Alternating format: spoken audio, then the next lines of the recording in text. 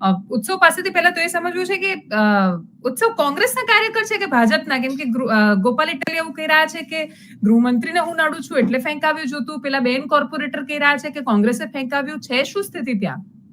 જી બિલકુલ દેવાંશી, જે કોર્પોરેટર છે તે જામનગરના લોકલ છે અને જનકબેન ખફી જે હાલમાં જ આમ આદમી પાર્ટીમાં જોડાયા છે, તેઓનો સીધો આક્ષેપ એ છે કે જે જૂતું ફેંકનાર છે તે મહિપાલ કેવું કઈ નામ એમણે કીધેલું છે, તે કોંગ્રેસ માટે આઈટી સેલ એટલે કે એમના અકાઉન્ટ જેટલા છે જામનગર કોંગ્રેસના બધા હેન્ડલ કરે છે, તમામ સોશિયલ મીડિયાના કામ બધા તે હેન્ડલ કરે છે. જ્યારે ગોપાલ ઇટાલિયાનો જે મુદ્દો આવ્યો છે તેમણે કીધું કે ભારતીય જનતા પાર્ટી અને ગૃહમંત્રીને તે નડે છે. એકદમ બંનેના જે નિવેદન છે તે વિપરીત લાગી રહ્યા છે. જ્યાં સુધી વાત મેં જનકબેન જોડે વાત કરી, જ્યારે બાઇટ લેવામાં આવી રહી હતી ત્યારે જનકબેને સ્પષ્ટ રીતે કીધું કે તે કોંગ્રેસ તરફથી આવેલા છે અને ત્યારબાદ તેમણે બીજા શબ્દમાં એવું પણ કીધું કે ગોપાલ ઇટાલિયાએ, કારણ કે ત્યાં સ્ટેજ ઉપરથી કહી દીધું કે ભાઈ આ ભારતીય જનતા પાર્ટી તરફથી છે, એટલે જનકબેને એવું કહી દીધું કે આ ભારતીય જનતા પાર્ટી અને કોંગ્રેસ બંનેની મિલીભગત છે અને બંને એક જ છે. એક થઈને તેઓ હાલ આમ આદમી પાર્ટીને જે પરેશાન કરવા માંગી રહ્યા છે તેવું નિવેદન તેમના દ્વારા આપવામાં આવ્યું. અને જે જૂતું ફેંકનાર છે તેના બાદ એ તો સ્પષ્ટ થયું છે કે ડી સ્ટાફ વગેરે જેટલા પણ પોલીસ અધિકારીઓ છે તે પણ ત્યાં હાજર થઈ ગયા હતા જ્યારે જૂતું ફેંકવામાં આવ્યું તેના અમુક ક્ષણો પહેલા જ. અને જ્યારે જૂતું ફેંકવામાં આવ્યું ત્યારબાદ તમામ જે ત્યાં લોકલ લોકો જે સભામાં હાજર હતા તે તમામ દ્વારા પણ ખૂબ માર મારવામાં આવ્યો છે જે જૂતું ફેંકનાર છે. ત્યારબાદ પોલીસ પણ વચ્ચે પડી હતી, પોલીસને પણ ખૂબ તકલીફ પડી હતી ત્યારથી તે જે જૂતું ફેંકનાર વ્યક્તિ છે તેને કાઢવામાં. પરંતુ અંત સુધી ગોપાલ ઇટાલિયા, હેમંતભાઈ ખવા અને જનકબેન જે છે ત્રણે ખાલી વિનંતી કરતા રહી ગયા હતા લોકોને કે તમે હાથ ચાલાકી ન કરો, મારામારી ન કરો. જે રીતના આખી ઘટના છે તેમાં વાર પલટવાર થઈ રહ્યા છે, કહેવામાં આવી રહ્યું છે કે કોંગ્રેસના છે પરંતુ એક તરફ કહેવામાં ભારતીય જનતા પાર્ટીમાં છે, ત્યારે જનકબેને અંતે બંનેનો વચલો રસ્તો કાઢ્યો છે અને કીધું છે કે આ બંનેની મિલીભગત છે. અચ્છા, હા, એટલે જીનતબેનનું માનીએ તો ભાજપ અને કોંગ્રેસનું આ સંયુક્ત ઓપરેશન છે ગોપાલ ઇટાલિયાની સામે જે કરવામાં આવ્યું. એક્ઝેક્ટલી કાર્યક્રમ શું હતો, સ્થળ શું હતું, લોકો કેટલા હાજર હતા, શું ખરેખર આમ આદમી પાર્ટીને બહુ સરસ ત્યાં રિસ્પોન્સ મળી રહ્યો હતો ગ્રાઉન્ડ પર જોતા? તમને શું લાગ્યું, તમે શું જોયું, ઓબ્ઝર્વ શું કર્યું ત્યાં?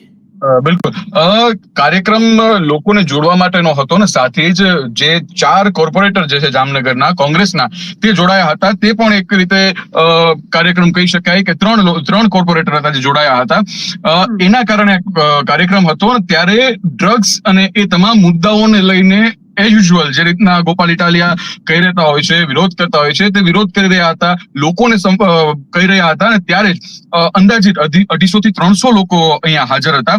અને આ લોકો જે છે તેણે જ મેથી પાક ચખાડ્યો છે જે જૂતું ફેંકનાર. એટલે કે સ્પષ્ટ રીતે એ તો કહી શકાય છે કે ગોપાલ ઇટાલિયાને સાંભળવા માટે 250 થી 300 લોકો અહીંયા જામનગરમાં ટાઉન હોલ ખાતે પહોંચી ચુક્યા હતા. પરંતુ જે ઘટના બની તેને લઈને પછી લોકોમાં એટલો વિફરાટ આવ્યો કે ત્યારબાદ તેઓ સીધા હુમલા પર ઉતરી ગયા હતા. મેં તમને જે દ્રશ્યો બતાવ્યા તેમાં પણ જોઈ શકો છો કે હેમંતભાઈ ખવા પણ ગળાના સમ દેવા માટે પહોંચી ગયા હતા. તમને અમારા ગળાના સમ છે, તમે શાંત થઈ જાઓ. પરંતુ જે લોકો હતા તે ખૂબ ભાવુક થઈ ગયા હતા એમ કહી શકાય. એટલે ખૂબ માર મારવામાં આવ્યો છે. અચ્છા, એટલે તમારું કેવું છે કે ત્યાં લગભગ 250-300 જેટલા જ લોકો હતા, એટલે એટલી વધારે ભીડ નહોતી કે જેથી પેલો થાય કે બહુ જબરદસ્ત માહોલ થઈ ગયો છે કે એવું કશું? જી, વધારે ભીડ તો નહોતી, 250-300 લોકો હતા અને ભીડ પણ પોલીસથી કંટ્રોલમાં આવી શકે એટલી જ હતી. અચ્છા, ઓકે. અને અત્યારે શું સ્થિતિ છે? શું આ હુમલો થયો તો વધારે લોકો ભેગા થયા ત્યાં કે પછી એટલા જ લોકો છે એની આજુબાજુ જ?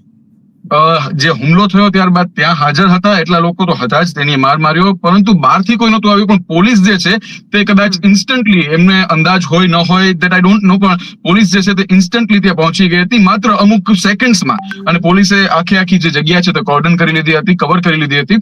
અને ત્યારબાદ ગોપાલ ઇટાલિયા જે છે સ્ટેજ પરથી વિનંતી કરી રહ્યા હતા અને જે 2-5 મિનિટનું તેમનું ભાષણ છે તે બાકી રહી ગયું હતું તે તેમણે પૂરું કર્યું અને એટ ધેટ મોમેન્ટ ત્યાંથી રવાના થઈ ગયા હતા.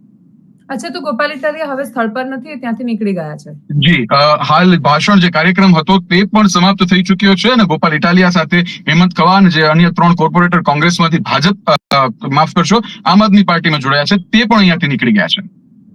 છેલ્લો પ્રશ્ન ઉત્સવ કે જે ગોપાલ ઇટાલિયા આરોપ લગાવી રહ્યા છે બહુ જ ગંભીર છે.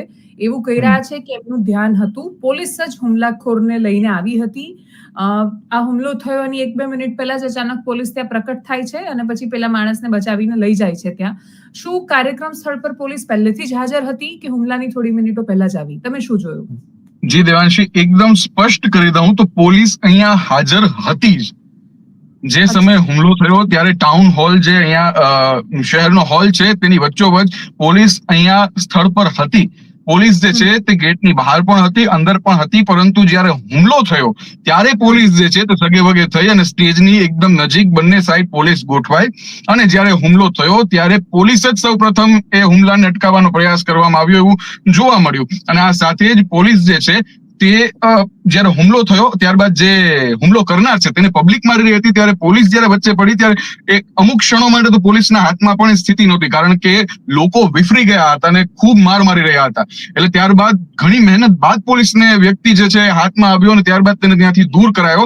એ પણ સ્વાભાવિક છે કે જો ત્યાં વ્યક્તિ ત્યાં હોત તો ખૂબ માર મારવામાં આવત. એ કારણસર પોલીસે તેને ત્યાંથી લીધો બહાર, જો કે પોલીસ એ સ્થળ પર ત્યાં હતો.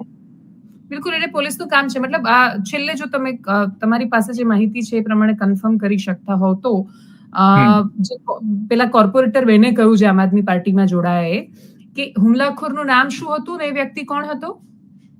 એક્ઝેક્ટ નામ હું તમને થોડી ક્ષણોની અંદર આપી શકું એમ છું, પણ જ્યાં સુધી તેમણે કીધું છે મહિપાલ નામ આપ્યું છે. છત્રપાલ, માફ કરજો, છત્રપાલ નામ આપ્યું છે. છત્રપાલ કરીને એમનું નામ છે, જે કોંગ્રેસના સોશિયલ મીડિયા અકાઉન્ટ્સ મેનેજ કરે છે. ઓકે, બિલકુલ.